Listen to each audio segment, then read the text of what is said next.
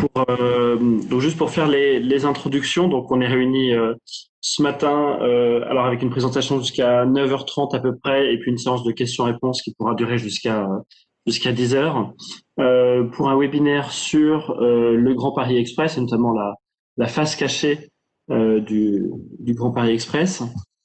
Pour présenter les intervenants, je vais passer à la suivante.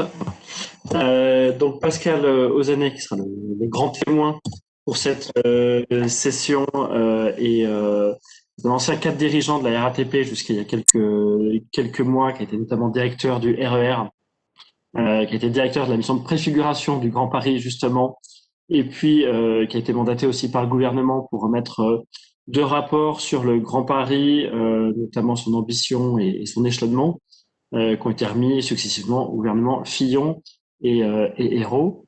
Pour ma part, je serai l'animateur et le modérateur de ce webinaire. Donc, je m'occupe des activités transport chez SIA Partners. Et juste pour rappeler brièvement cette activité-là, on est chez SIA, on est une centaine de consultants dédiés au secteur du transport qui nous fait intervenir soit du côté des opérateurs de transport public, soit du côté des gestionnaires d'infrastructures, ou encore auprès des collectivités locales et des administrations. Brieux, je te laisse. C'est sur l'introduction. Donc sur le fonctionnement du webinaire, la séance de questions-réponses, on l'a déportée dans la dernière demi-heure, donc à partir de 9h30, pour que ce soit fluide. Les questions, vous pouvez les poser au fil de l'eau dans le chat, voilà, qui s'affiche. Dont le fonctionnement s'affiche ici. Donc, vous pouvez les poser au fil de l'eau et puis ensuite, on les sélectionnera pour les poser de vive voix à partir de 9h30 à Pascal. Voilà, reviens sur la page d'avant, Brieux.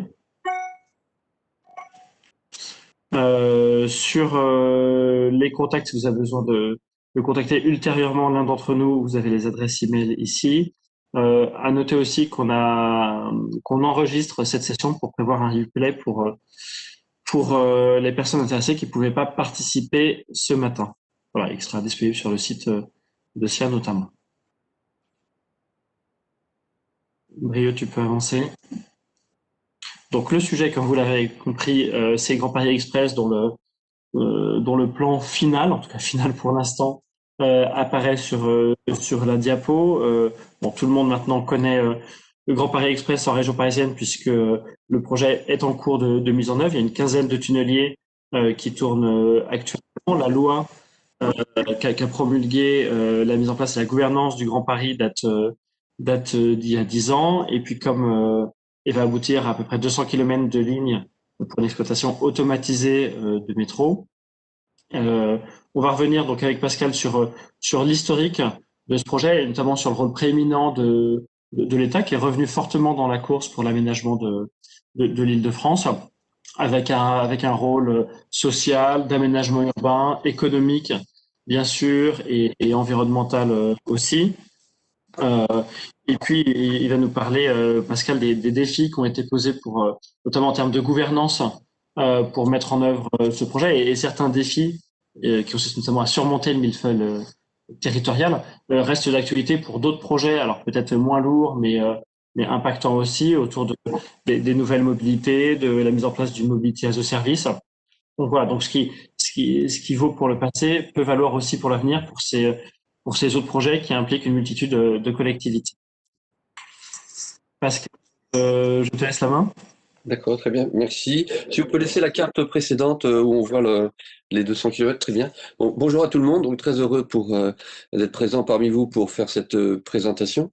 Donc effectivement, comme Arnaud le rappelait à l'instant, l'idée de ce webinaire est de présenter tout le processus de décision publique, avec les questions évidemment en interface de gouvernance, qui ont permis d'aboutir à cette carte.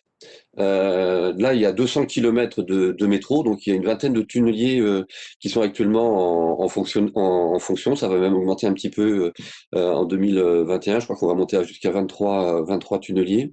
Donc c'est une aventure absolument extraordinaire. Mais on n'est pas arrivé comme ça spontanément à 200 kilomètres. Il y a eu plusieurs acteurs, parce que je vais beaucoup parler des acteurs politiques, économiques, institutionnels, les territoires aussi, le rôle de l'État, qui a été très important pour l'initiation du projet. Ça a été, ces 200 kilomètres, c'est véritablement le fruit d'un long débat au cours desquels tous ces acteurs ont été amenés à jouer un rôle, à faire des propositions retenues, pas retenues. Donc il y a aussi de la dramaturgie, hein, il y a, c'est ce que j'explique dans le livre. J'explique aussi des anecdotes, hein, mais des anecdotes qui permettent de faire basculer parfois les choses. Alors le rôle de la RATP, je vais y revenir, a été important au départ. Donc, la RATP a pris l'initiative de lancer un projet. On parle d'une rocade à l'époque. C'était Anne-Marie Drac qui était la présidente de la RATP. On parle d'une rocade. On est sur un projet qui est alors de 40-50 kilomètres 50 kilomètres de longueur. Et déjà, c'est un projet qui est particulièrement ambitieux à l'époque. Beaucoup diront que on l'avait appelé d'ailleurs métro ferry. Président de la région, Jean Peluchon, dira mais c'est métro féerique, tellement ça paraît ambitieux de faire une rocade d'une cinquantaine de kilomètres. C'est aujourd'hui le cœur du Grand Paris. C'est la ligne 15, c'est le cœur du Grand Paris. Mais à l'époque, donc il n'y a pas un consensus spontané, je vais y revenir. Et puis l'État va rentrer dans le jeu et donc va retravailler sur le projet de la RATP, ne va pas tout retenir tout de suite. Progressivement, il finira par tout retenir, mais au départ, il ne retiendra que la moitié. Mais par contre, Christian Blanc, qui jouera un rôle très très important, intègre la desserte des aéroports, plateau de Saclay, lutte contre la fracture territoriale, parce qu'il veut que la ligne soit excentrée bien à l'est, vers Clichy-Montfermeil, Aulnay, Chelles, pour participer à la lutte contre la fracture territoriale. Alors on est sur 130 kilomètres de métro. Donc on n'est pas encore aux 200 kilomètres. Et puis finalement on va rajouter donc un arc au cœur des Hauts-de-Seine, c'est-à-dire qu'il y aura une double boucle à l'ouest, Saclay et puis dans la partie Hauts-de-Seine. Et donc là on est à 155 kilomètres de métro. Et on finira au final à 200 kilomètres. Donc c'est un peu cette histoire que je vais essayer de vous présenter, et avec les différentes étapes évidemment.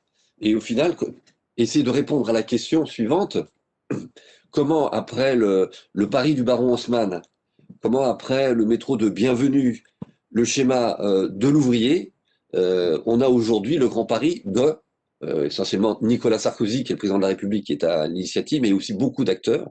Et donc, entre le schéma de l'ouvrier et la fameuse balade qui est dans tous les livres d'histoire du général de Gaulle avec de l'ouvrier en hélicoptère, donc il survole la région Île-de-France, il dit à de l'ouvrier, mettez-moi de l'ordre dans ce bordel. Je veux dire, donc depuis ce schéma de l'ouvrier, là on est au milieu des années 60, donc l'État était resté assez peu présent sur la région Île-de-France. Simplement, il était impliqué pour la mise en œuvre du schéma de l'ouvrier, qui est un schéma multipolaire avec les villes nouvelles, mais l'État était quand même plutôt en retraite quant à la vision, quant à l'impulsion d'une vision, parce que depuis les années 60, il s'est quand même passé pas mal de choses. On sait que Michel Rocard, quand il était Premier ministre, avait eu cette tentation, de retravailler un schéma sur la région Île-de-France, et ça n'avait pas été retenu par le président Mitterrand, qui d'ailleurs lui avait dit, mais j'avais cru comprendre que vous avez d'autres ambitions que de vous impliquer en tant que futur président de la région Île-de-France. C'est qu'à l'époque, effectivement, Michel Rocard avait d'autres ambitions, et donc ça n'alla pas plus loin, et donc le projet de retravailler, donc qui est proposé par Rocard, n'a pas abouti. Alors, je vais vous présenter maintenant les quelques items, ce sont les slides de suivants, qui commencent, c'est un peu l'amorce. L'amorce pour créer du désir de travailler notamment une rocade. Et donc là, c'est la RATP qui est en première ligne. On commence, là on est au milieu des années 2000, et donc la région lance la révision du schéma directeur.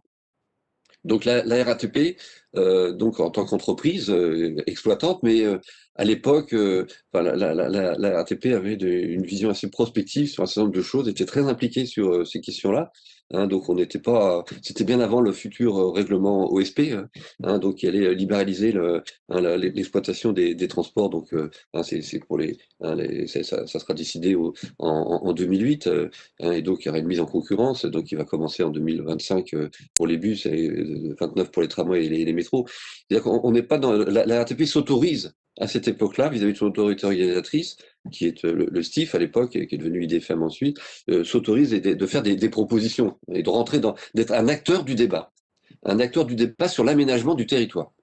Hein. Et donc là, et c'est à ce moment-là que, avec Anne-Marie Hydrac, qui est présidente de la RATP, on travaille sur un projet qui à la fois avait un intérêt pour la région, évidemment, l'intérêt général, évidemment, mais qui aussi était un projet qui pouvait, au niveau de l'entreprise, hein, et de la technostructure de la RATP, être fédérateur, hein, pour rassembler tout le corps social, tous les acteurs de la RATP autour d'un grand projet fédérateur, hein, pour permettre des transformations de l'entreprise, hein, des réformes dans l'entreprise. C'est bien d'avoir un projet, de pouvoir fédérer tous les acteurs. C'est ce qu'avait fait d'ailleurs Christian Blanc, qui joue un rôle très important sur le Grand Paris, lorsqu'il était président aussi de la RATP, c'était dans les années 90, début des années 90, et donc lui, il avait le projet de la ligne 14, c'est le projet Météor, c'est un grand projet qui avait fédéré l'entreprise.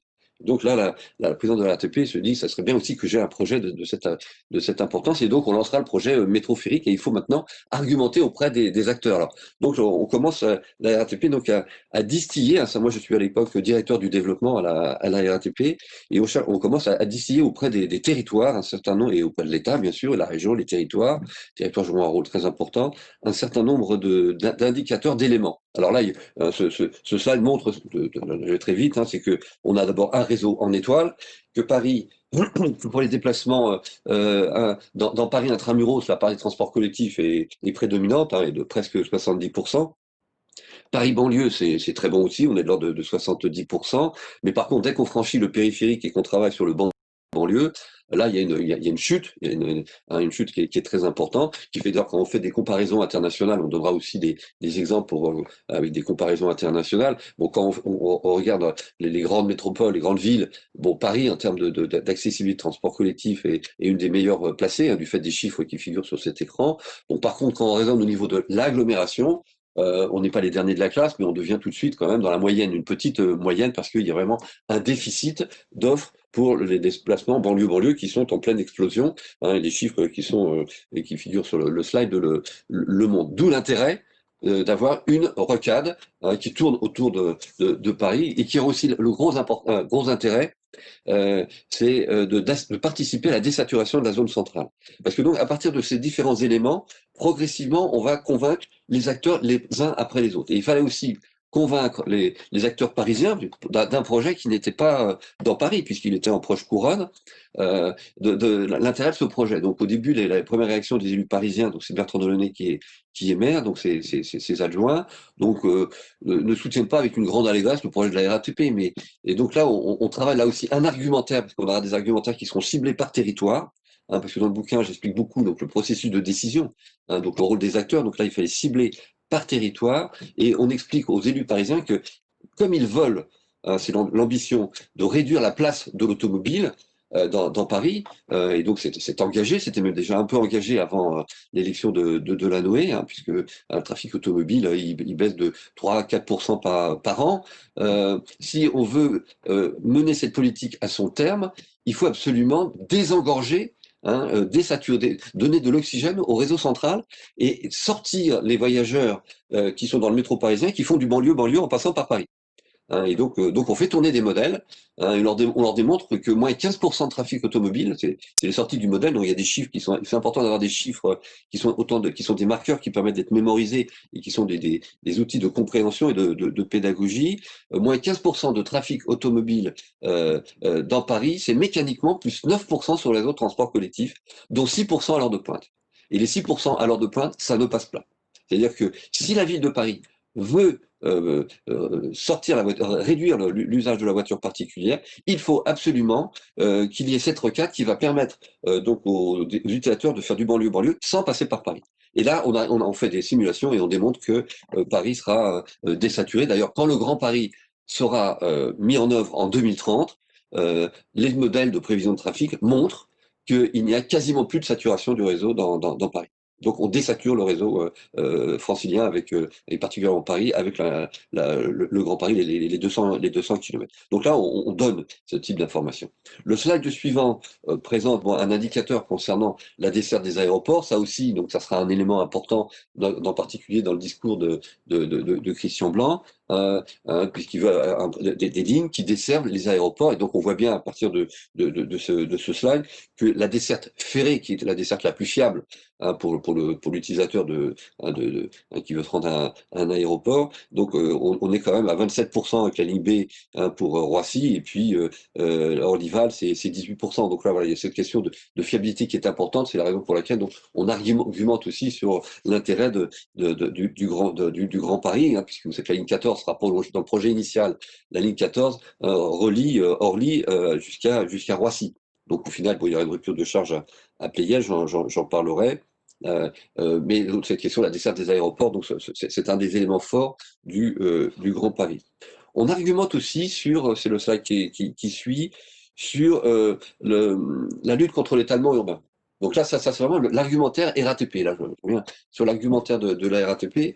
Donc, on travaille beaucoup parce que par le passé, il y avait eu un projet déjà de rocade. Donc, c'est vraiment le projet de la RATP, la rocade RATP, qu'on appellera métro ferrique.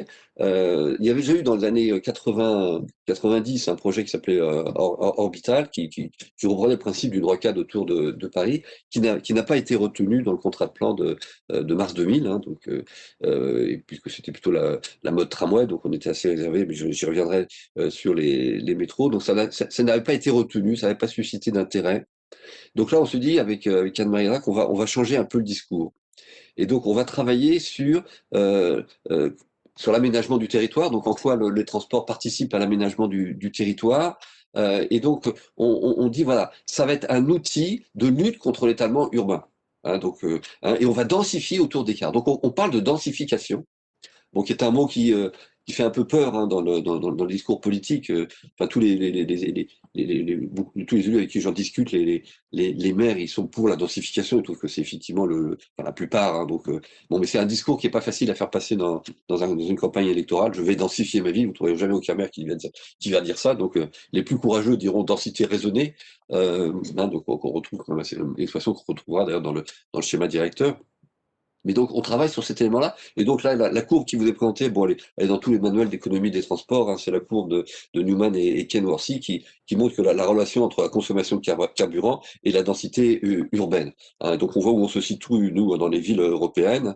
Donc, sur la partie gauche, vous avez les villes américaines. Donc là, voilà, c'est l'étalement urbain qui est quand même très fort avec la forte consommation de carburant et les impacts environnementaux qui s'en suivent. Puis on retrouve plutôt les villes asiatiques, donc sur la partie droite du tableau. Il y a un chiffre donc qui relève d'études qu'on met en avant d'ailleurs à l'époque concernant cette question de la densité urbaine.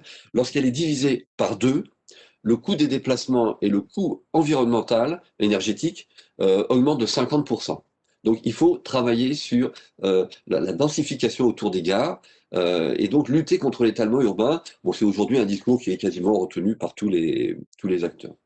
Sur le slide qui suit, donc là, c'est un peu une synthèse sur le slide suivant, qui présente donc tous les indicateurs, tous les items qui vont être travaillés au moment du Grand Paris. Alors tout en haut, bon, alors là, on rentre quand même déjà dans le débat politique avec la loi sur le Grand Paris. Et donc, il y a la question de l'activité économique. Donc là, alors là, il y a un peu une bataille de chiffres entre la région, l'État. Enfin, j'ai piqué ça dans le bouquin, là, je vais pas donner tous les chiffres, mais bon, le gouvernement à l'époque estime que le Grand Paris va avoir véritablement un impact très très fort sur la création de l'emploi, sur le PIB, et donc on a des chiffres, et donc là j'ai mis à côté les chiffres qui étaient retenus dans le schéma, dans le dossier de débat public, et puis ceux qui étaient préconisés par l'INSEE. On voit qu'il y a quand même un écart, hein, donc dans le gouvernement, là, on dit voilà, on va créer 32 000 emplois par an, l'INSEE est plutôt sur 18 200, quoi. Donc voilà, bon, en fait, aucun des deux de ces chiffres-là, d'ailleurs, ne sera réalisé. Enfin, pour l'instant, on n'est pas sur ce rythme-là. Bon, idem sur la question de population. Bon, là, il y a un débat, voilà, on réinvente un peu le gouvernement soviétique, hein, tout à fait, sur cette question-là, donc avec des affichages, hein, de création d'emplois et de croissance économique. Donc, un argument sur le logement, donc 70 000 logements, hein, donc il faut que le Grand Paris participe à la création de 70 000 logements par an. Le chiffre est au rendez-vous, hein. Bon, on travaille sur la ville compacte, c'est tout l'argumentaire que je disais tout à l'heure, qu'il faut absolument une ville compacte, lutter contre l'étalement urbain, donc on travaille sur la densité autour des gares, une alternative à la voiture particulière. Bon, les transports collectifs, la question de la désaturation, ça j'en ai parlé, les aéroports, j'en ai parlé également, la lutte contre la fracture territoriale, ça c'est aussi un élément important, hein, c'est l'arc Grand Est, hein, qui est actuellement du Grand Paris, qui passe dans les territoires de la politique de la ville, mais il y en a aussi donc vers Garches, Garches-les-Gonesse, enfin dans ces territoires-là. Donc il y a les territoires de la ville qui sont desservis par un métro, et les élus des territoires, lorsque le projet a été rendu public, n'y croyaient pas, enfin, pensaient pas qu'à un moment on puisse proposer un métro dans leur territoire. Donc voilà, donc ça c'est vraiment les principaux arguments qui seront mis en avant d'un point de vue plus technique. Bon, il y a aussi toute la présentation politique qui est faite par les pouvoirs publics à l'époque, sur la ville-monde, voilà, donc en clair, les emplois qui ne seront pas créés dans Paris, ils ne seront pas créés à Marseille, mais ils seront à Berlin ou Londres. Là, on est dans la compétition internationale. On travaille sur la ville-monde, la vision du Grand Paris. Enfin, il y a tout un discours politique sur le Grand Paris qui va jusqu'au Havre, donc il figurera dans toutes les déclarations politiques à l'époque. Alors, les slides suivants, donc, présentent maintenant, là, j'ai planté un petit peu le décor. Donc maintenant, revenons un petit peu sur le processus, enfin, le calendrier et les éléments de contexte. Donc là, il y a en gros, il y a tout et là, on part du schéma directeur, hein, et puis le projet orbital, donc qui n'était pas retenu, c'est ce que je disais tout à l'heure. Donc il y a les premières initiatives de la RATP, il y a la loi, et puis il y a les travaux, etc. Et puis sur la partie droite, vous voyez, à un moment donné, il y a le premier conseil de la métropole du Grand Paris. Donc ça, c'est intéressant. Donc on l'a mis dans ce schéma. Donc c'est les grandes étapes, hein, du grand. Bon, il y a eu des étapes intermédiaires, hein, donc également, mais ça, c'est vraiment les faits marquants. Ce qui est intéressant de noter, c'est que quand la métropole du Grand Paris est créée, tout le projet du Grand Paris est déjà défini. Hein, c'est-à-dire que ça, c'est un élément important de gouvernance, c'est un choix politique du gouvernement à l'époque, c'est de dire on va travailler le projet avant la gouvernance, hein, et non pas l'inverse. Parce que très honnêtement, et quand on voit aujourd'hui tous les débats sur la métropole qui a une compétence assez restreinte, hein, par rapport aux métropoles qu'on trouve dans d'autres régions françaises, si on avait commencé par se mettre d'accord sur la gouvernance, je pense qu'il n'y aurait pas un seul tunnelier, le premier coup de pioche n'aurait pas été effectué sur le Grand Paris. Donc ça, c'est un choix délibéré, politique, assumé du gouvernement. On travaille le projet et on verra la gouvernance après. Alors ça va créer énormément de tensions. Ça va créer énormément de tensions parce que comme vous le voyez dans le slide qui suit, donc d'un point de vue institutionnel, c'est la partie droite, hein, c'est que le pilotage de la révision du schéma directeur, c'est la région. La maîtrise d'ouvrage des projets de développement en Île-de-France, c'est la région, via son autorité organisatrice Île-de-France Mobilité. Les opérateurs qui exploitent en Île-de-France ont des contrats avec la région, toujours via l'autorité organisatrice. Hein, et il y a pour les investissements, il y a un système de contrats de projet entre l'État et la région, hein, qui sont négociés. Donc oui, on a un environnement institutionnel, je veux dire, qui donne la main à la région, hein, pour travailler sur l'aménagement du territoire. Hein, donc, avant, c'était pas comme ça, mais depuis la loi de 95, c'est ce qui figure sur le slide, hein, c'est la loi Pasqua, donc c'est la région qui est en charge de cette élaboration. Et d'ailleurs, au milieu des années 2000, pardon, au milieu des années 2000, hein, depuis 2004, pardon, la région travaille sur l'élaboration du nouveau schéma directeur. Et c'est là que dans ce contexte, l'État va intervenir, hein, et va créer une tension énorme en disant bon bah en fait moi je suis l'État mais voilà ma vision pour la région capitale, hein, et je vais en fait l'imposer. Hein. D'ailleurs une expression de Christian Blanc, hein, donc qui a été nommé par Nicolas Sarkozy, donc en charge secrétaire d'État en charge du Grand Paris, aura cette expression on n'arrive pas à travailler à la région, bah, on va faire sans la région. On va faire sans la région et on avance. Donc ça crée évidemment énormément de tensions.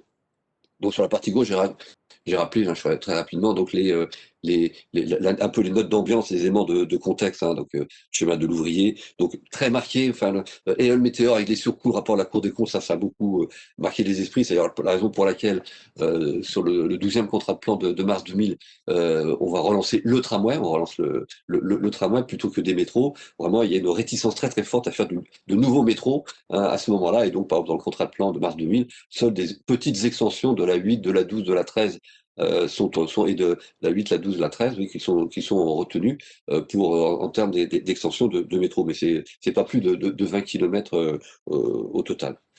Donc le slide suivant très rapidement, c'est bon les éléments clés, mais ça j'en ai déjà pas mal parlé. Donc il y a ce qui est important, bon on voit le rôle de la RATP, le Val-de-Marne rentre dans le jeu.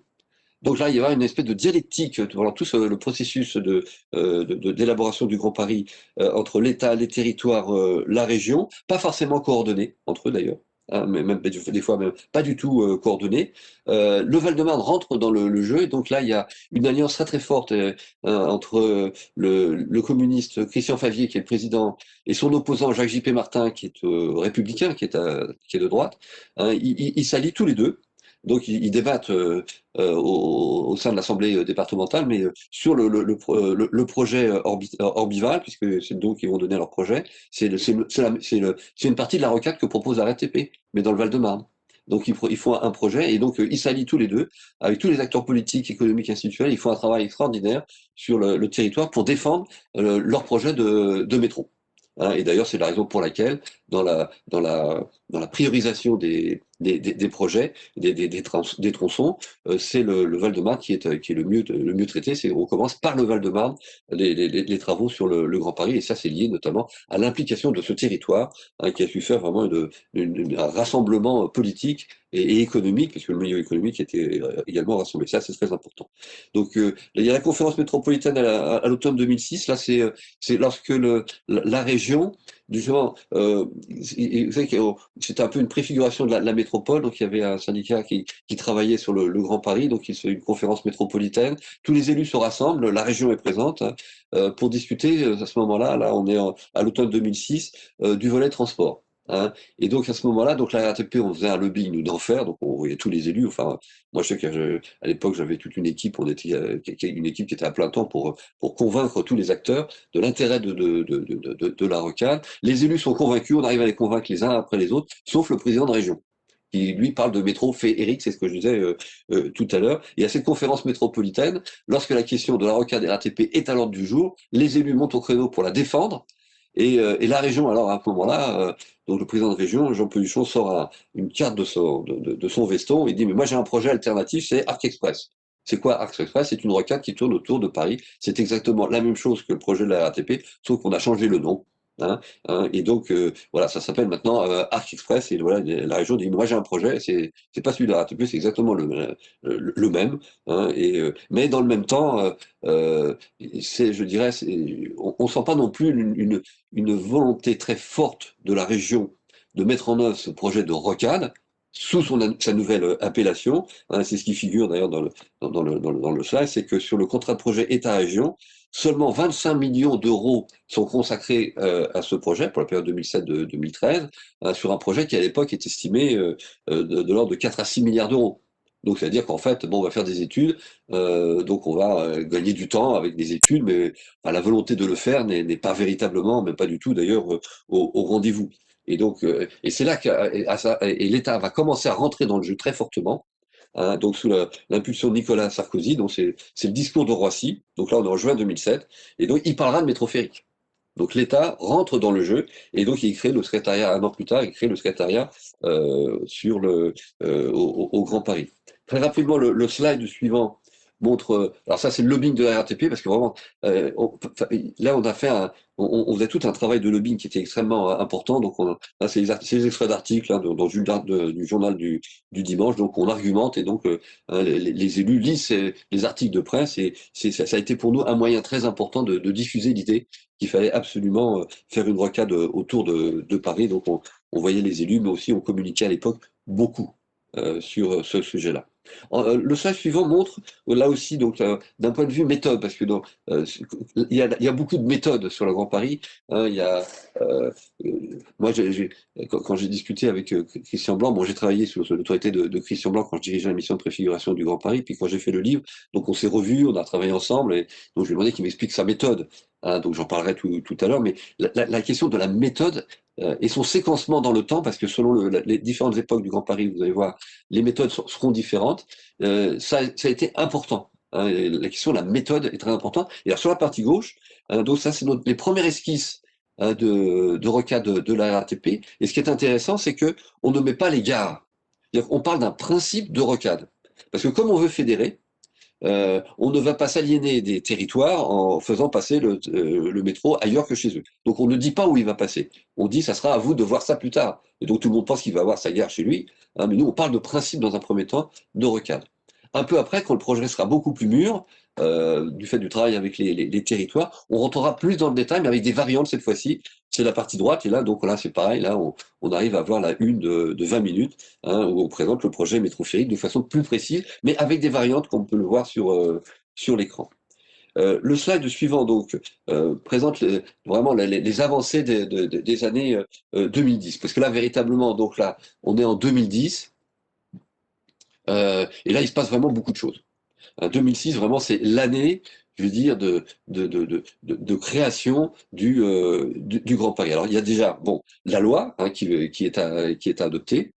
Hein, donc la loi on est en juin de 2010, hein, on vient de souhaiter les 10 ans du Grand Paris. Hein, donc il y a même d'ailleurs une commémoration qui s'est faite hein, il y a juste avant le confinement où Sarkozy d'ailleurs est venu faire un discours. C'était organisé par les acteurs du Grand Paris.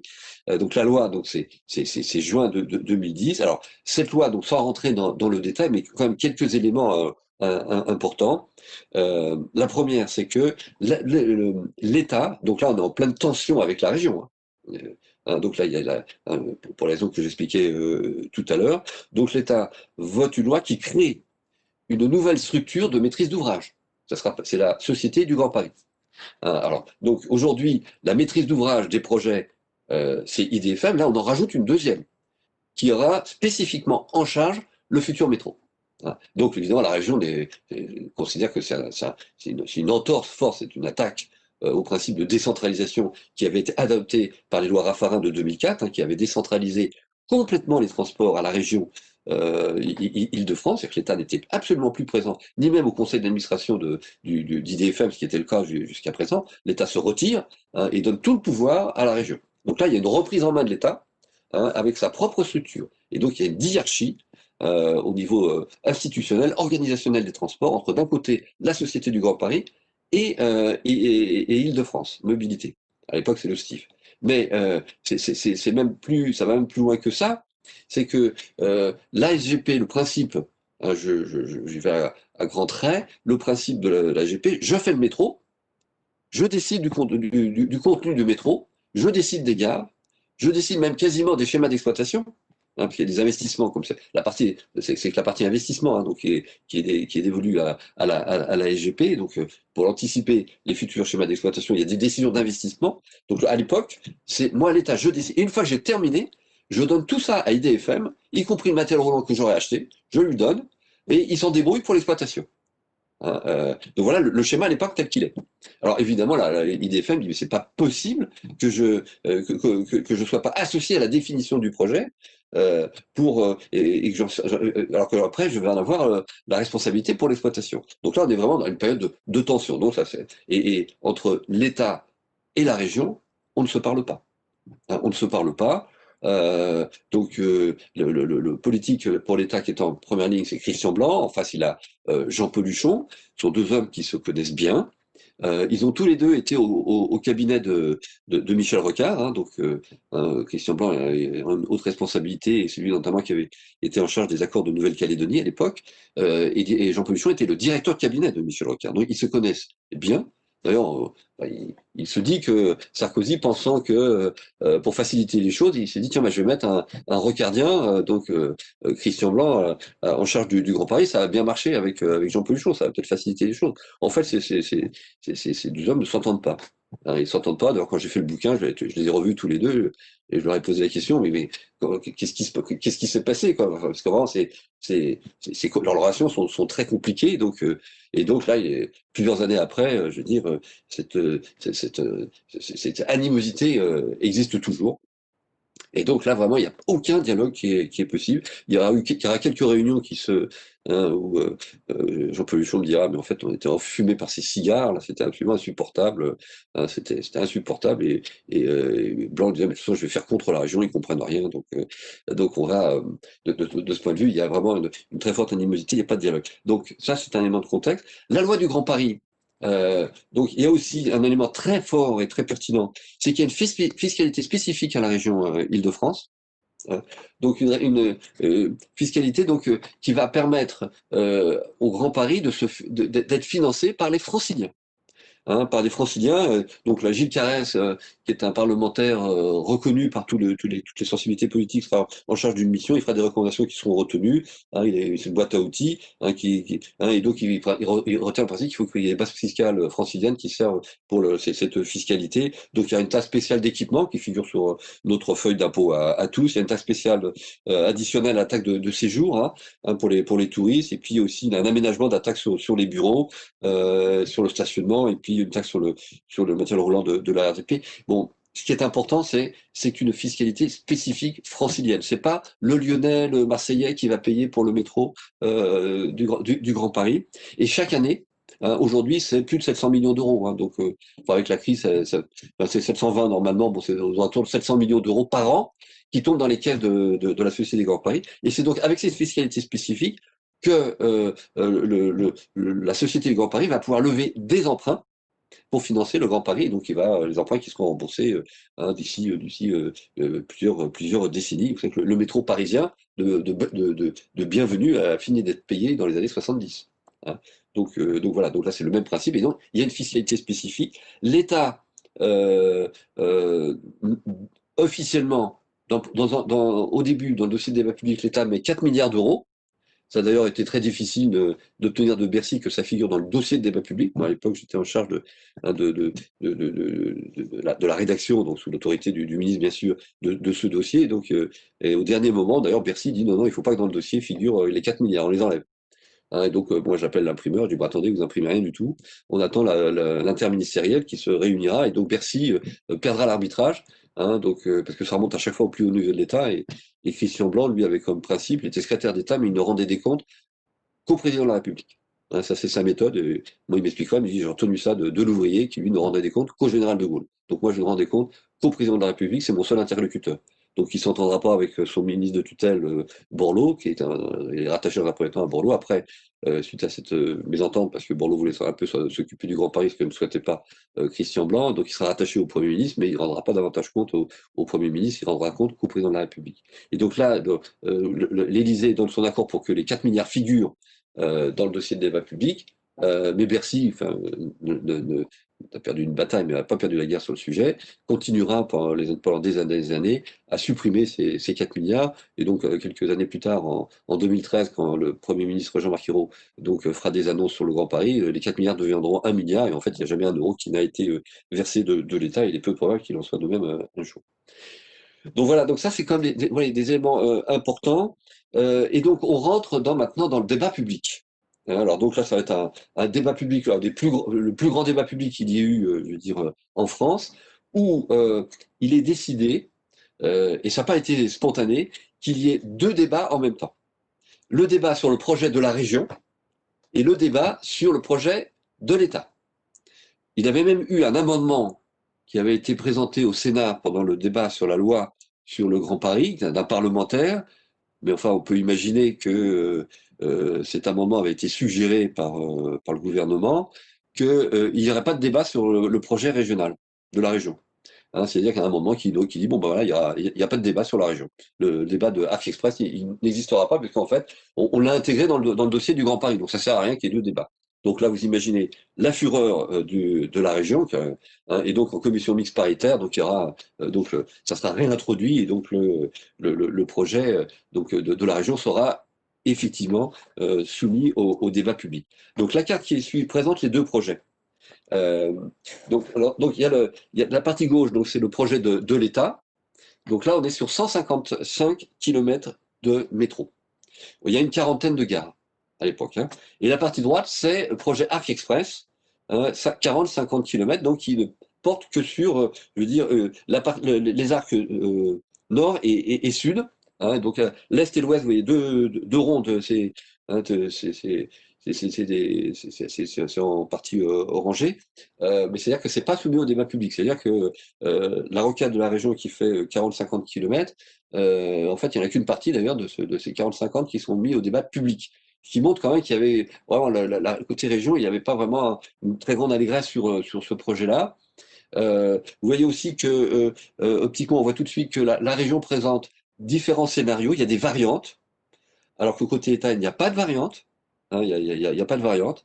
Notamment sur la partie Val-de-Marne. Donc le projet de la région passera assez mal parce que les élus du département du Var sont par la partie sud, hein, donc de la ligne 15 aujourd'hui, donc se sont déjà mis d'accord sur le tracé. Donc nous, moi je travaille à l'époque à la préfiguration du Grand Paris. Donc là, on reprend au rail près, à la gare près, ce que proposaient tous les élus du Val-de-Marne, gauche, droite et centre confondus. Donc là, voilà, c'est aussi une différence entre les deux projets. Et puis la région, dans le même temps, dans le débat public, outre qu'elle parle, elle présente au débat public Arc Express, la région a tout un argumentaire très très important sur l'amélioration de la qualité de service et parle d'autres projets. Hein, donc des projets de tangentiel, de bus en site propre, de schéma directeur de RER, d'extension de lignes de métro. Hein, c'est ce que la région appelle son plan de mobilisation, hein, qui est de l'ordre de 18 milliards d'euros à l'époque. Et donc c'est dans le discours sur les estrades. Jean Peluchon donc défend lui son plan de mobilisation dans lequel il y a Arc Express, mais en fait son plan de mobilisation n'est pas du tout soumis au débat de la Commission nationale du débat public. Le dossier de la région ne porte pas sur le plan de mobilisation sur les 18 milliards. Hein, mais par contre dans le discours ça figure très très fortement. Hein, donc Jean Peluchon disant pour montrer l'état d'esprit, il dit voilà moi j'ai mon plan de mobilisation. À l'issue du débat, on verra ce qu'on retiendra du Grand Paris de l'État. En fait, on est dans la communication de la politique, parce qu'en fait, d'un point de vue formel, juridique, c'est pas ça dont il était question côté région dans le débat. Donc, et la boucle n'est pas bouclée pour Arc Express. Ce qu'on voit dans le slide qui suit après, donc, sur lequel je vais passer très rapidement, hein, parce que pendant le débat public, la région se rend compte qu'il y a une faille dans son projet, c'est qu'il n'est pas bouclé, et donc les territoires concernés par l'absence de boucle montent au créneau, en particulier la Seine-Saint-Denis sous l'égide de Claude Barthelone, hein, et donc la région demande l'autorisation à la Commission nationale du débat public maintenant de présenter la carte de droite qui elle est bouclée. Et c'est pas lisible sur l'écran, mais il y a un petit rectangle en bas à gauche de la carte de droite qui a été rédigé par la CNDP, la Commission nationale du débat public, qui explique que il y aura un autre débat public pour discuter des arcs est et ouest. Hein. Donc voilà, dans la communication, la boucle est bouclée, mais le débat public, en fait, il ne porte que sur les arcs nord et sud. Alors les points, les slides suivants montrent les points. Là, on est en plein débat public. Hein.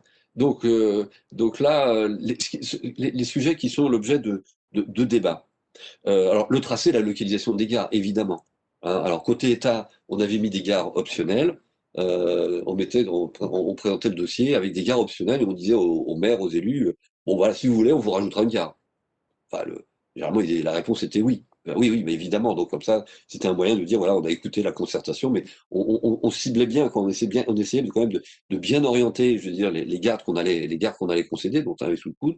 Bon, à l'issue du débat public, il y a d'autres gares qui n'étaient pas prévues ont été rajoutées. hein. Mais bon, on avait déjà quand même on avait bien identifié, quoi, je veux dire, les gares optionnelles qui figuraient dans le dossier.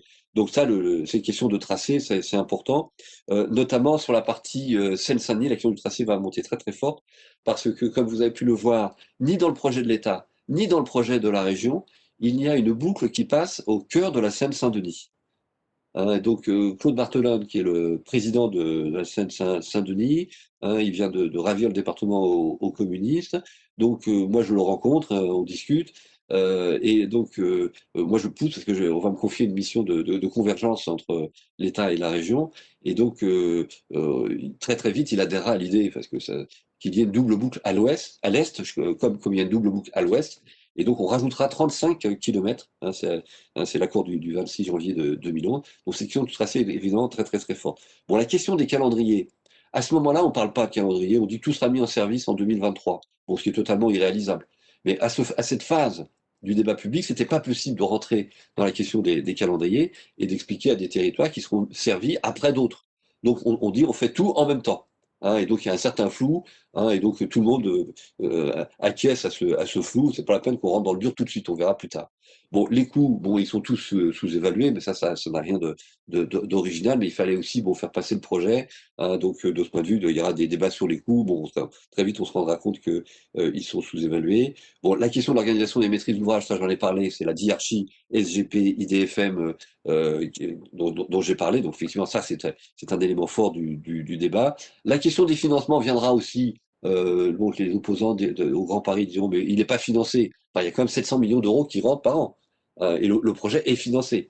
Hein, il a toujours été financé, c'est l'une de ses forces. Hein, d'ailleurs, c'est la raison pour laquelle il a connu deux alternances politiques et le projet est toujours en route parce qu'il est financé par une fiscalité francilienne, comme je l'ai dit tout à l'heure. Beaucoup de débats sur les choix techniques, fer ou pneu, et les choix de gabarit. Donc là, le IDFM est plutôt sur une technologie fer, et l'État est sur une technologie pneu, d'ailleurs fortement poussée par la RATP, hein, qui voyait un avantage concurrentiel parce qu'il parle de la mise en compétition, donc qui maintenant a été décidé, parce que là on est après le règlement OSP, hein, donc sur la libéralisation, donc il y a une mise en compétition, la RATP se dit bon j'aurai peut-être un avantage avec du pneu, et donc la RATP qui était très active, hein, donc auprès de Christian Blanc de l'État, pousse la technologie pneu, bon qui de fait, compte tenu que ce sont des installations qui sont plutôt longues, 2 km et demi, 3 km. La technologie fer est quand même beaucoup plus adaptée que la technologie pneu, hein, et donc au final, c'est la technologie fer qui sera retenue. Hein, donc ça, c'est l'objet dans la mission moi, qui me sera confiée. Donc je préconiserai qu'on bascule d'une technologie pneu à une technologie fer, donc ce qui est retenu, et on changera aussi les gabarits. Hein, puisque comme en fait, le Grand Paris tel qu'il était initié par l'État, reposait sur sa colonne vertébrale par une extension de la ligne 14 au nord et au sud, qui emportait, vu du fait des schémas d'exploitation, donc le gabarit, petit gabarit du métro parisien. Donc c'est une originalité de ce petit gabarit, puisque le gabarit est 2,45 m. Hein, c'est historique, hein, ça date de Bienvenue. À l'époque, il y avait un débat, je ne rentre pas dans le détail, mais les Parisiens ne voulaient pas que les banlieusards viennent avec leur train dans Paris. Donc ils avaient décidé de mettre un petit métro, donc comme ça les trains ne pouvaient pas rentrer. Hein, ils pouvaient être sûrs vraiment qu'ils ne rentrent pas. Il avait été décidé que les métros roulent à droite et non pas à gauche, comme c'est le cas des RER notamment, et des trains, des trains de façon générale. Donc voilà, donc 100 ans après, on retrouve ce même débat. Enfin, c'était complètement. Enfin, c'est un peu ridicule quand même, parce qu'aujourd'hui, on se rend compte que c'est quand même mieux d'avoir un plus gros gabarit. Et donc là, il sera décidé au final de prendre un gabarit de 2,80 m. Hein, donc là encore, l'option préconisée par la région sera retenue. Il y aura un gros débat sur les capacités, notamment sur le risque de saturation de la ligne 14. La ligne 14, hein, puisque là, en fait, dans le dossier de débat public, on présente des simulations de trafic au ligne 14. Il y aura 40 000 voyageurs à l'heure de pointe. En fait, les simulations qu'on a sont plus élevées, mais on ne les met pas. Parce que bon, on dit voilà, on réglera ça après. Les élus parisiens sont extrêmement inquiets d'avoir l'équivalent sur la 14 de la ligne 13, et donc il sera décidé une rupture de charge à l'époque, une rupture de charge à Pleyel pour réduire le trafic. Ça fera là aussi partie de l'accord du 26 janvier 2011. Et puis il y a aussi tout un débat sur la desserte de Saclay qui sera vraiment, ça sera un titre du journal Le Monde dira c'est le maillon faible du Grand Paris. C'est vrai que la desserte de Saclay, donc avec une infrastructure de 120 mètres de long qui a une capacité de 40 000 voyageurs à l'heure de pointe, hein, parce que dans le premier projet de l'État, hein, au débat public, tous les quais sont de façon uniforme de 40 mètres de 120 mètres de long, des quais de 120 mètres très longs, une capacité qui donne une capacité de 44 000, enfin 40 000, on l'a montré à 44 000 quand on passera à 2080. Et donc, Saclay, le trafic dimensionnant, hein, il est de 6-8 000. Et puis, les simulations qui sont faites après, c'est plutôt de l'ordre de 5 000, peut-être 6 000, mais pas au-delà. Donc, c'est surdimensionné. Donc là, il y aura un débat très, très, très fort. Donc, moi, ce que je proposerais au gouvernement qui retiendra l'idée, d'ailleurs, c'est de passer en métro léger sur Saclay.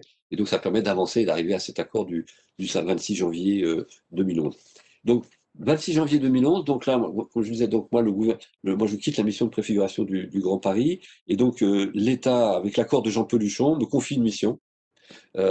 Donc c'est pour faire converger les deux projets.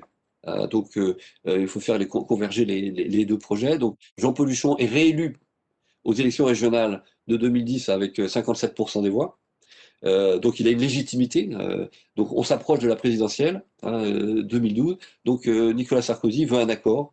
Hein, il veut qu'on sorte du débat. Donc à ce moment-là, donc Christian Blanc quitte le Grand Paris. Quitte le Grand Paris. Donc bon, il y a eu les articles sur l'affaire des cigares, donc qui avait été repris par le Canard enchaîné, donc qui d'un point de vue communication, donc sera très très très fort et pourrait expliquer son départ. Mais en fait, il avait décidé de démissionner et de partir après. Ça aussi, ça fait partie de la méthode. Hein, donc ça, j'en ai discuté avec lui, hein, donc de cette affaire des cigares, et bon, je savais, j'avais eu l'information qu'il avait fait sa lettre de démission bien avant, tout de suite après l'adoption de la loi. La loi étant adoptée, il envoie sa lettre de démission au président Sarkozy, disant voilà, ma mission est accomplie. Donc il a mis beaucoup de tension, parce que pour avancer, ça fait partie aussi de la méthode, moi, que je trouve, hein, c'est mettre de la tension pour faire avancer le projet. Et bien après cette période de tension, il faut une période maintenant de concertation. Et là, Christian Blanc considère qu'il faut qu'il y ait un passage de relais. Donc il décide de partir. Donc Sarkozy au départ n'est pas d'accord. Il acceptera après quand il y aura les articles dans le Canard enchaîné. Hein. Mais bon, ça, c'est à la limite, c'est un épiphénomène par rapport à l'histoire du Grand Paris. C'est vraiment un épiphénomène. Parce que Christian Blanc jouera un rôle majeur vraiment sur le Grand Paris, qui est aujourd'hui parfaitement reconnu. C'est lui qui a eu la vision pour Nicolas Sarkozy. C'est lui qui a été le rédacteur des principaux discours. Il jouera un rôle vraiment majeur pour le Grand Paris et on lui doit beaucoup. C'est le de l'ouvrier d'aujourd'hui, enfin, je veux dire, sur le Grand Paris. Il passe le relais à Maurice Leroy, hein, donc, qui est un ministre centriste, qui lui a une toute autre méthode. Et donc, Maurice Leroy d'ailleurs, expliquera, et avec beaucoup d'élégance, et en politique, ça mérite d'être souligné, la vision, c'est pas moi, c'est Christian Blanc. Enfin, alors ça, c'est généralement les politiques, c'est toujours moi. Là, il dit c'est pas moi je change la méthode, je vais changer de méthode. Et donc, c'est là qu'il me confie la mission de convergence, hein, et donc sur les différents items tels que je viens de les rappeler à l'instant. Et donc, cette convergence aboutit, je veux dire, à l'accord unanime de la région, de l'État et de tous les départements. Hein, c'est un accord historique, donc là vraiment qui est fêté. Et donc le projet du Grand Paris est présenté maintenant sur le slide qui suit. Euh, voilà, donc ça, là on est en 2011, et donc là on est sur les 200 km. Donc vous voyez que alors, ce qui change, c'est que bon, la ligne verte, bon, passe en métro léger. Il y a la ligne orange c'est la double boucle au cœur de la Seine Saint-Denis, donc qui est rajoutée à la demande du département de Seine-Saint-Denis. Et Claude Barthelin jouait un rôle très important dans le dispositif, donc il a même participé à amener le président de région à la table de négociation pour adhérer. Il jouera un rôle très très très favorable. Hein, c'était un acteur politique qui comptait beaucoup à l'époque. Hein, et donc voilà le projet tel qu'il est arrêté donc en 2011. Alors ensuite, il se passe l'élection je vois la question, donc je vais accélérer un petit peu. Donc 2012, il y a une alternance politique. Donc bon, ce qu'il faut retenir de cette période-là, c'est que le projet qui a été initié par l'État, aujourd'hui est porté par les territoires. On est en 2012, c'est porté par les territoires. Au niveau de l'État, il y a un certain flottement dans sur le projet Sarkozy, parce que bon, voilà, il y a une alternance politique, et bon, la tendance était plutôt de mettre de côté tout ce qui est de changer, de modifier tout ce qui avait été fait par le prédécesseur. Donc il y a cette tentation qui existe à l'époque, hein, au niveau de l'État, puisque moi je l'ai bien vu, puisqu'à l'époque le gouvernement me confie une nouvelle mission, hein, sur les calendriers et sur les coûts, hein, donc je ne vais pas entrer dans le détail. Mais ce qui est important, c'est que à retenir, c'est que moi j'ai bien vu cette interrogation, ce flottement aux côtés de l'État. D'ailleurs, le gouvernement confie à Madame Cécile Duflot le pilotage du Grand Paris. C'était la principale opposante au Grand Paris du temps de Jean-Paul Huchon. C'est quand Jean-Paul Huchon a signé l'accord du 26 janvier 2011, elle était en opposition. Elle faisait partie de sa majorité. Donc en termes de ressources humaines, enfin, dans une entreprise, on ne confie pas franchement un projet à quelqu'un qui n'est pas convaincu du projet. Mais là, les territoires montent très fortement, notamment les territoires de gauche, hein, puisque bon, c'est l'ordre des socialistes, montent au créneau et dit on ne touche pas au projet du Grand Paris, je veux ma gare. Les territoires montent au créneau, et donc le gouvernement, donc à l'issue, moi je remettrai un autre rapport sur les calendriers et sur où là je ferai du multicritère pour définir des priorités. Donc là, il faut commencer à travailler les calendriers, mais on est dans une autre phase du processus politique. Donc on avance sur les calendriers, on revoit les dimensionnements, enfin on revoit un peu les schémas d'exploitation. Je ne rentre pas dans le détail, mais ce qui est important, c'est que l'État aura l'écoute des territoires qui monteront fortement, fortement au créneau pour défendre le Grand Paris, ce qui donnera lieu donc à un nouvel arbitrage du Premier ministre, hein, donc en mars 2013. Donc la slide suivante, très rapidement, donc c'est ce qu'on appelle le serpent de charge. Donc on voit là où le trafic est le plus important. Hein, donc on voit les déplacements de l'est vers l'ouest notamment. On voit que sur Saclay, il n'y a pas beaucoup de trafic. Donc ça, c'est aussi un élément dans les différents critères de prise de décision pour les calendriers qui devraient être pris en considération, ce qui n'est pas toujours le cas, hein, puisque la rocade dans les Hauts-de-Seine, hein, entre Pont-de-Sèvres et puis Pleyel, hein, qui est une des plus chargées, sinon la plus chargée, a été reléguée à 2030. Donc là, mais là, il y a eu aussi des critères politiques qui ont été pris à ce moment-là. Il n'y a pas que du critère économique, pas que de la rationalité transport, me semble-t-il. Le slide suivant montre c'est la nouvelle alternance en 2017. Bon, donc c'est clair qu'il y a un rapport des comptes qui sera assez violent contre la maîtrise d'ouvrage du Grand Paris. Il faut dire que l'État n'a pas vraiment fait le job au niveau pilotage. Donc c'est depuis 2012, suite à l'alternance 2012. Autant avant, il y avait un engagement de l'État extrêmement fort sur le Grand Paris, un suivi très fort. Là, il y a incontestablement un relâchement au niveau du suivi, hein, de l'État. Et donc ça va se traduire par une dérive des coûts. Enfin, il y a donc des choses à revoir fortement. Donc ça se traduira par un changement de gouvernance à la société du Grand Paris et un nouvel arbitrage du Premier ministre, donc en février 2018, sur les calendriers. Le slide qui suit donc permet un peu de tirer quelques enseignements. Alors, sur les conditions du succès, bon, l'État a été stratège. Bon, on a eu un État stratège. Hein, donc après Delouvrier, l'État redevient vraiment stratège, hein, et c'est lui qui est à l'initiative du Grand Paris. Donc pour que ce projet avance, il fallait effectivement une vraie vision, mais une vision qui soit partagée. Alors ça se fera pas tout de suite, hein, puisqu'il faut mettre de la tension dans un premier temps. Hein, ça va jusqu'à la loi et puis jusqu'à l'accord du 26 janvier 2011. Il y a de la tension, il n'y a pas partage, mais il faut qu'il y ait au final partage. Hein, et donc la mission de convergence, moi que je ferai, donc participera donc à ce partage sur un projet qui est crédible évidemment et pertinent. Il faut que donc ça, crédible sur les différents critères dont j'ai parlé tout à l'heure. Il faut qu'il ait ça, effectivement sa pertinence. Sur cette pertinence, donc il y a encore le partage politique fort, hein, que je mentionne, il faut qu'il y ait une bonne intelligence politique au final.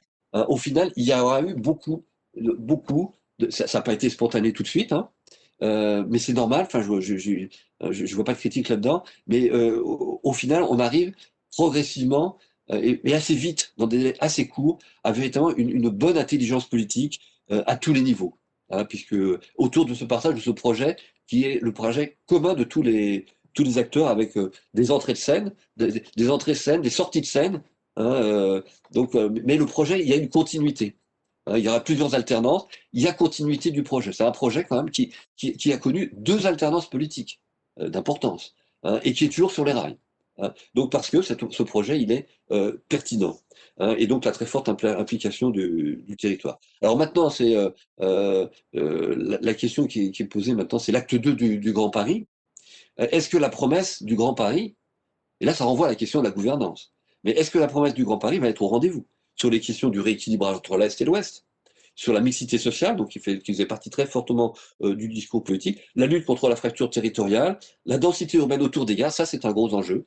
Tout ceci, quelle gouvernance faut-il parce qu'aujourd'hui, la gouvernance telle qu'elle est organisée, je parle en partie autour des gares, où là il y a un enjeu très important. Et je pense qu'aujourd'hui, il faut travailler sur le Grand Paris de toutes les mobilités. Si on regarde sur un périmètre de 800 mètres autour des gares, euh, il y a 68 gares. Au total, ça fait 1,4 fois la superficie de Paris. Ça vaut vraiment le coup de se poser la question de la gouvernance. Comment on fait pour que les municipalités, les maires, mettent en œuvre la promesse du Grand Paris? Parce que l'État leur donne une gare. Vous avez une gare. euh, Question, est-ce que vous faites ce que vous voulez autour de la gare, en termes de densité urbaine, en termes d'organisation des mobilités? Hein, donc je pense qu'on ne va pas faire des parkings de rabattement autour des gares du Grand Paris, hein, pour des déplacements courts. Hein, il faut que les voitures restent plus loin, il faut plutôt favoriser les modes doux, les mobilités actives, hein, le vélo avec des pistes sécurisées, des navettes bus, etc., pour l'organisation des déplacements. Bon, la mixité sociale aussi. Hein, et donc il y a premières études qui ont été faites, notamment sous l'égide de la PUC, la métropole du Grand Paris, puis d'autres acteurs où l'État était présent bien évidemment. Il n'est pas sûr, il n'est pas garanti que la promesse soit au rendez-vous partout. Donc la question qui est posée, est-ce que l'État ne devrait pas réintervenir?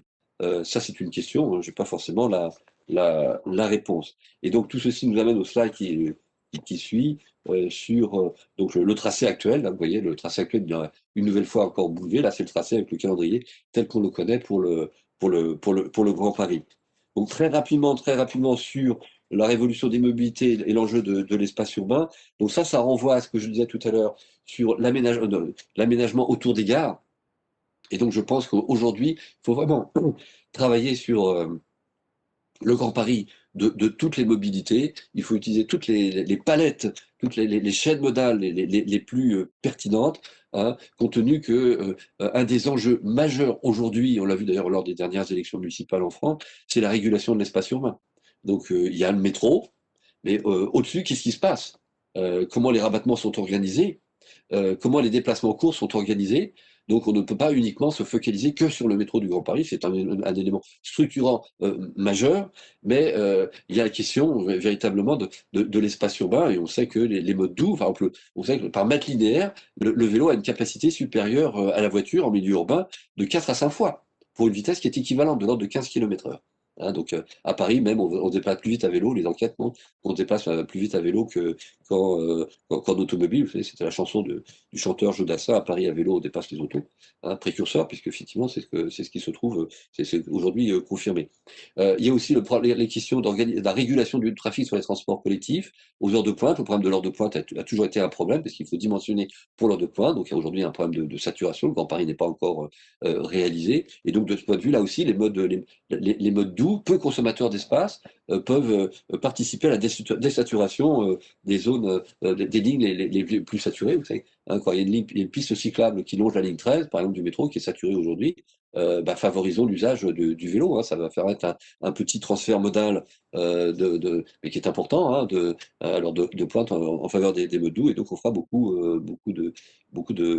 d'économies. Je pense que l'émergence de la micromobilité aujourd'hui, donc c'est une opportunité très importante qui peut être régulée par le numérique. Je crois beaucoup au Mobility as a Service, hein, le MaaS, qui intègre donc tous les modes, mais pas le MaaS des GAFA, à mon avis, plutôt le MaaS avec des algorithmes d'intérêt général, qui va permettre, par une politique tarifaire différenciée, adaptée, prédictive, intégrant les événements culturels, sportifs, la météo, de pouvoir faire des tarifs différenciés selon l'heure de la journée, la zone de la journée, pour favoriser les modes de transport peu consommateurs d'espace et à faible impact environnemental.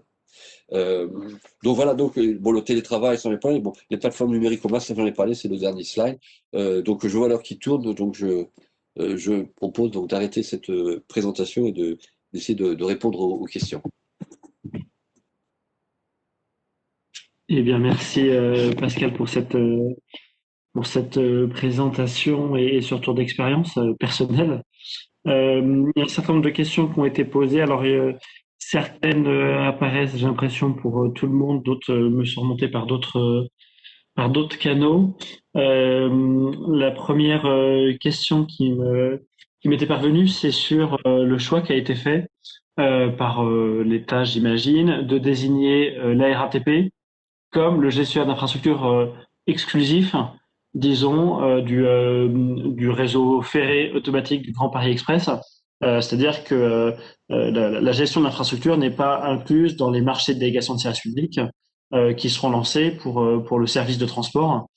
La question, c'est pourquoi ce choix a été fait, premièrement. Et deuxièmement, est-ce que si c'était à refaire, faudrait le refaire de la même manière, ou est-ce que ce choix peut poser question? D'accord. Plusieurs questions peut-être, non? Oui, oui. Alors je vais prendre les autres qui me sont remontés. Il y avait une deuxième question sur les coûts d'exploitation de ce réseau en run une fois qu'il sera construit. Dans quelle mesure il pourrait impacter les voyageurs, donc le prix du pass Navigo.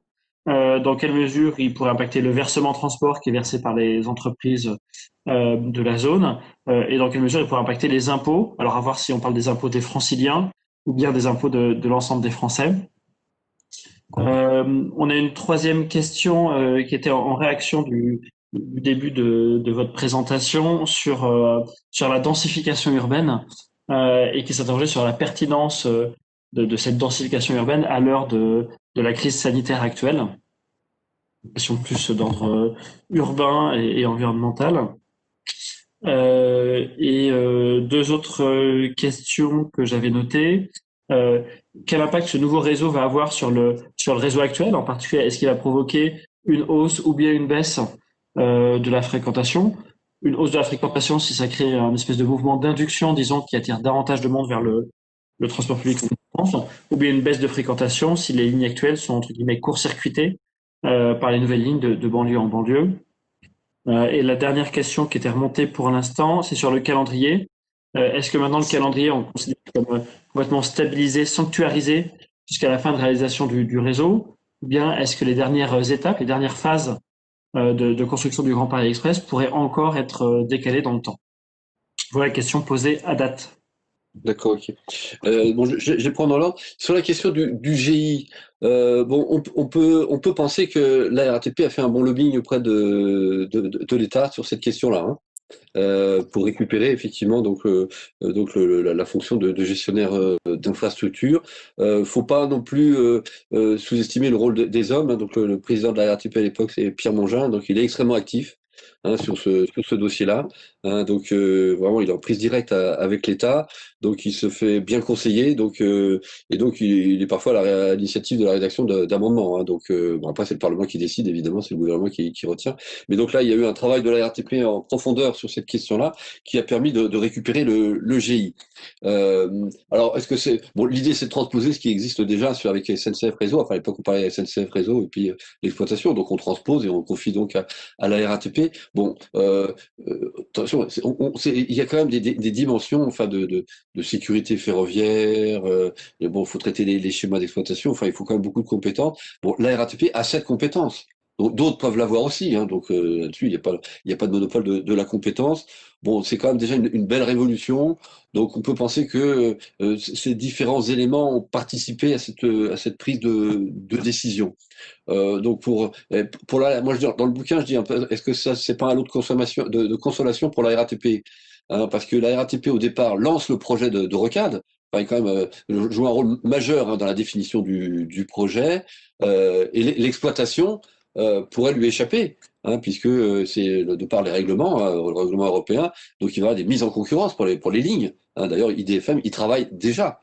Hein, donc voilà, donc la RATP n'aura pas forcément l'exploitation, mais moi, elle a consolidé donc un acquis, et donc je trouve que je pense, hein, j'en suis même certain que l'implication de son président à l'époque a joué un rôle important. Sur les coûts d'exploitation, bon, c'est 1 milliard d'euros, enfin c'est estimé à 1 milliard d'euros. C'est pas le sujet qui a été le plus débattu, donc ça a été évidemment IDFM l'a dit, il dit attends, bon, vous décidez un truc, et après c'est moi qui vais payer. Donc IDFM a mis donc sur la redevance d'usage, c'est une redevance d'usage hein, donc qui va être payée par IDFM qui participera aussi au remboursement de l'investissement, une redevance d'usage. Donc IDFM avait obtenu dans l'accord du 26 janvier à ce que ça soit plafonné. Je crois que c'est à 0,8% du coût d'investissement. Bon, il n'y a jamais eu de décret. Bon, ça c'est un texte signé, mais qui n'a jamais été traduit d'un point de vue réglementaire ou législatif. Donc pour l'instant, le débat reste ouvert. Ça va être un sujet à nouveau de tension très forte. Donc à nouveau de tension très fort. Alors qui va payer ça sera un choix politique qui sera pris par IDFM. Bon, certainement en concertation avec l'État à ce moment-là, hein, donc parce que c'est quand même la région capitale. Hein, on sait que l'État est très attentif à ce qui se passe en région Île-de-France. Hein, et donc bon, aujourd'hui, le fait que on augmente l'accessibilité par un réseau qui va coûter au final 35 milliards d'euros, parce que c'est le chiffre aujourd'hui qui est arrêté hein, sur le coût d'infrastructure, qui va améliorer considérablement l'accessibilité, que globalement il y ait une augmentation des tarifs n'est pas complètement incongru. Alors après, il peut décider de faire des avantages tarifaires pour certaines catégories de population. Donc ça, c'est un choix politique. Mais bon, il peut aussi y avoir une contribution au titre du versement de transport en majoration. Mais ça, ce sont des décisions politiques qui seront prises, comme on dit, le moment venu. Mais toutes ces questions-là, évidemment, seront sur la table. Que ce soit un financement payé par l'impôt des Français, bon, c'est pas dans la culture du Grand Paris. À aucun moment, au contraire, à chaque fois, il a été décidé que ça serait les Franciliens. Donc, ça sera une fiscalité francilienne qui participera à l'investissement, ce qui est déjà le cas, mais également pour la question d'exploitation, c'est pareil. Hein, je veux dire, aussi ça. Le versement transport, c'est le versement transport des entreprises implantées en Île-de-France qui pourraient être effectivement impactées. Sur la densification, la crise sanitaire, alors, il y a eu pas mal d'articles sur ce sujet.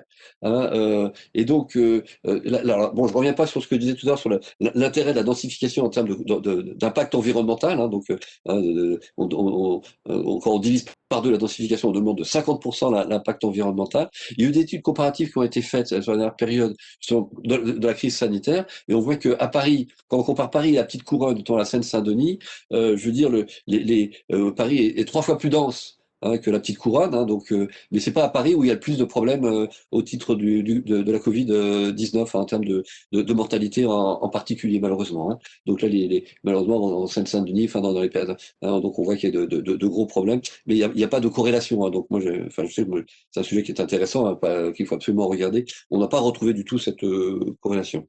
L'impact sur le réseau actuel.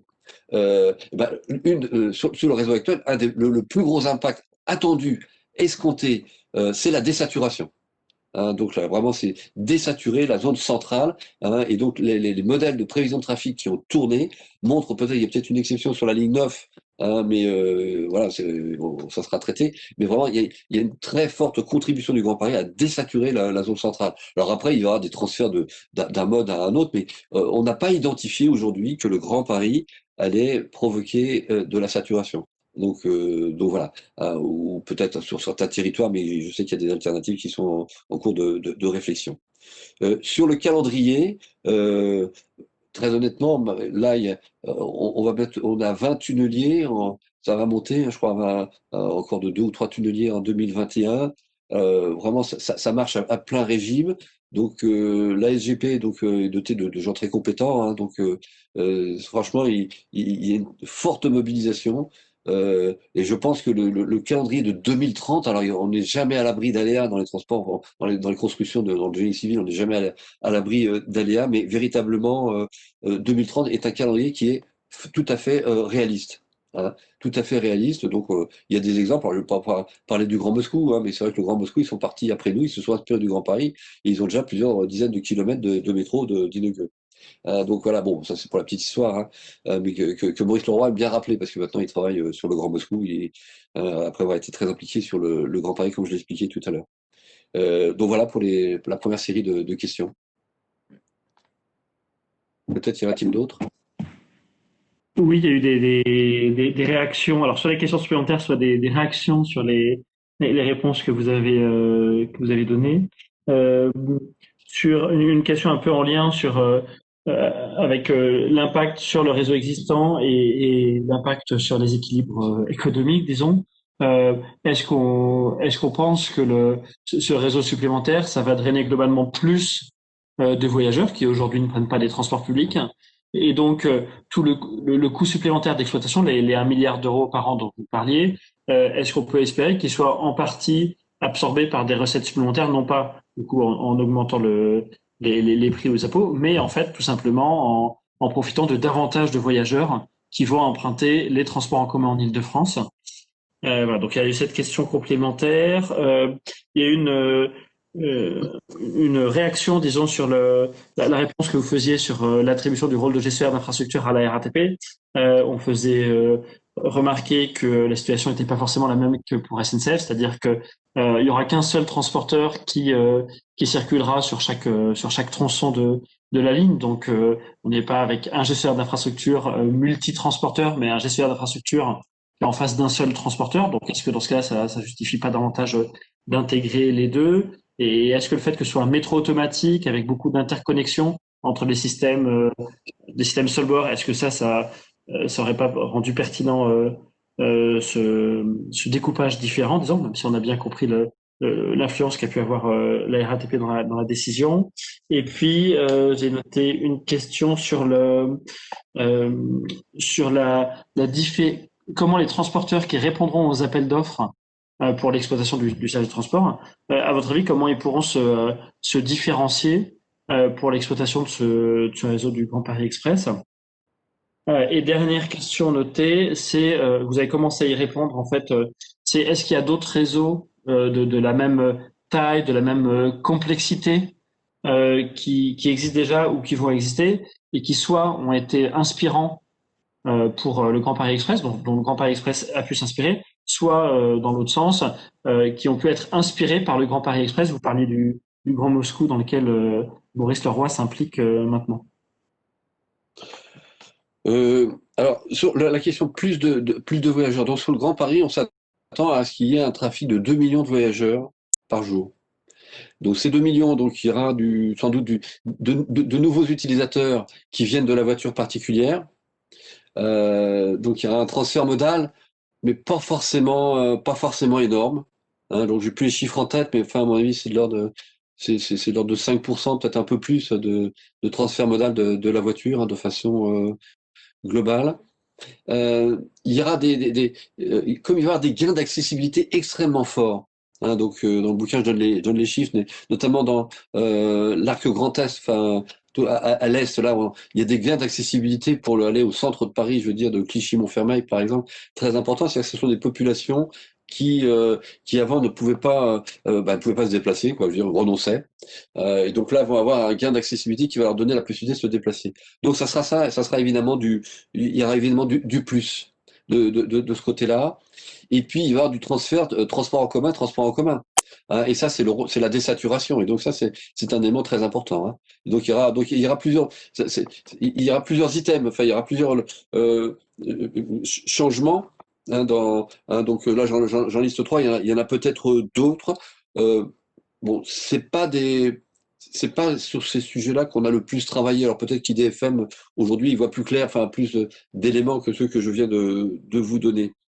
Bon, sur la question du GI, j'entends ce qui se dit. Effectivement, il peut y avoir d'autres scénarios qui pourraient être effectivement tout à fait crédibles. Bon, ils n'ont pas été retenus. Bon, maintenant les choses sont stabilisées. Donc, je sais que dans le cadre de la compétition, donc c'est un des griefs qui est fait. Donc, disant que la RATP a un avantage concurrentiel du fait qu'elle a le GI. Bon, en fait, c'est étanche. Normalement, il y a des dispositions qui ont été prises pour qu'il y ait une étanchéité totale entre le GI et puis les exploitants de la RATP. Donc ça, c'est prévu par les textes. Et donc IDFM va y veiller bien évidemment. Qu'est-ce qui va différencier les différents compétiteurs? euh, on verra ça, j'ai envie de dire. Hein, c'est une réponse facile. On verra ça quand on verra les offres. Mais ce qui est sûr, c'est que, bon, outre la RATP qui va se positionner, bon, Transdev se positionnera pas sur tous les projets, c'est de ce que j'ai compris, hein, des déclarations de son dirigeant. Bon, Keolis va se positionner également. Bon, ça va être une lutte très dure. Hein. Ça va être une lutte très, très, très difficile. Qui va gagner? Moi, j'en sais rien du tout. Enfin, très honnêtement, c'est très, très ouvert. C'est très ouvert. De voir je veux dire, la RATP, donc cette initiative, c'est pas gagné du tout.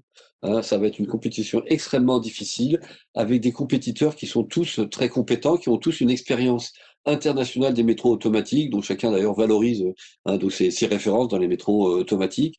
Donc tous ont de très très très bonnes références. Ça va être vraiment un très grand challenge, une très grosse compétition pour chacun des acteurs. Enfin, franchement, je vois pas en quoi ils pourraient ils peuvent tous faire valoir leurs compétences. Donc la question des coûts va être importante. Donc surtout dans le contexte actuel. Donc la question des coûts va être importante, ce qui renvoie aussi à la question de la rentabilité, parce que les exploitants de transport urbain n'ont pas d'énormes marges. Il y a beaucoup de compétition, et donc le critère prix étant important dans les appels d'offres, donc les prix sont tirés vers le bas, et donc ça affecte les rentabilités. Alors, faut aussi se poser la question, c'est de savoir, ça, mais c'est un autre sujet, si la France a les moyens de se payer, d'avoir trois groupes de transport urbain qui se font la compétition, y compris à l'international, quand il y en a un des trois qui est sortant. Voilà, c'est quand même, on a trois compétiteurs, Transdev, Keolis et la RATP. Donc ça, c'est une question, et donc peut-être qu'un jour l'État jouera un rôle de régulateur sur ces questions-là. D'autres réseaux de la même complexité. Bon, on s'est beaucoup inspiré de Madrid. Enfin, je me souviens qu'à l'époque, ils s'étaient lancés dans les années 2000, d'une rocade. Donc ça nous a beaucoup inspiré, nous, pour défendre. Donc c'est un des éléments du Grand Paris, c'est la rocade, la ligne 15. Bon, en Asie, enfin, il y a des métros aussi très, très compétitifs, donc que ce soit à Singapour, à Hong Kong. Donc il y a beaucoup de métros automatiques, je veux dire, qui sont très, très, très performants. Donc évidemment on s'en est inspiré, on s'en est inspiré. Mais ce qu'il y a, c'est qu'au niveau de l'aménagement du territoire, enfin, sur la vision du Grand Paris, donc là, il y a incontestablement une certaine originalité qui a inspiré le Grand Moscou, comme je le disais tout à l'heure. Est-ce qu'il y a d'autres questions? Oui, il y en avait une autre, et j'ai l'impression qu'il y a une deuxième qui arrive là. Euh, la première, c'est sur les transporteurs les opérateurs de transport qui vont se positionner pour répondre aux appels d'offres à venir. Là, vous avez parlé des trois champions français, RATP-Dev, Keolis, Transdev, qui d'ailleurs ont le même actionnaire, à savoir l'État, en partie pour Transdev. Est-ce qu'au-delà de ces trois champions français, disons, est-ce que, comme ça, vous identifiez d'autres opérateurs de transport qui font référence en termes d'exploitation de métro automatique et qui seraient particulièrement attendus par IDFM, par exemple, pour répondre aux appels d'offres? Et la deuxième question, alors elle est encore parvenue là en cours d'écriture. Je la poserai juste après, quand je l'aurai. Non, évidemment qu'il y aura alors je vais pas donner de nom, mais il y aura des compétiteurs étrangers, oui, qui vont se positionner. Oui, non, ça c'est évident. Enfin, un marché comme celui du Grand Paris, c'est quand même 200 km de métro, quoi. Donc c'est clair que ça suscite beaucoup d'appétit, et donc il faut être présent parce que ça va devenir pour la suite. Après, pour les compétiteurs qui gagneront, ceux qui gagneront auront une magnifique référence. D'être exploitants du Grand Paris. D'ailleurs, les références qu'ils ont déjà, ceux qui pointent le nez déjà sur ces appels d'offres, mettre en avant les références qu'ils ont. Donc oui, ça sera un appel d'offres international. Il n'y aura pas que les trois compétiteurs français. Ça c'est évident. Il y en aura beaucoup d'autres, bien sûr. La dernière question qui était en cours d'écriture ne semble pas arriver, donc euh, sur le canal Q&A, je vois pas d'autres questions non plus, donc je vous propose de mettre fin à cette séance de questions-réponses. Merci beaucoup Pascal pour cette intervention. Il y a un certain nombre de personnes qui voulaient s'inscrire et qui n'étaient pas disponibles ce matin. Donc, comme je disais au début, il y aura un replay qui sera diffusé à toutes les personnes qui l'ont demandé. J'en profite pour expliquer un peu les sujets qu'on voudra traiter chez ces personnes l'année prochaine sur le sujet de transport. Les thèmes qui seront programmés sur la première moitié de l'année devraient porter sur Alors forcément, le mobility as a service qui est un sujet à la mode, mais sous un angle de la pertinence économique et de l'élargissement possible à l'usage du véhicule particulier, mais en luttant néanmoins contre l'autosolisme. On aura un autre thème sur les nouvelles mobilités, mais avec un focus, alors non pas sur les trottinettes et les vélos libre-service, mais sur le transport à la demande et sur le microtransit. Et alors c'est pas toujours de la nouvelle mobilité, mais les nouvelles motorisations, comment on rend le transport collectif plus propre. Voilà les deux principaux thèmes qui sont envisagés pour le premier semestre 2021. Voilà, il est 9h58, donc on a terminé. Merci encore Pascal, merci à tous les participants, et puis à une prochaine fois pour parler de ces autres thèmes. Merci Pascal. Au plaisir, à bientôt. Au revoir. Merci à tous, bonne journée.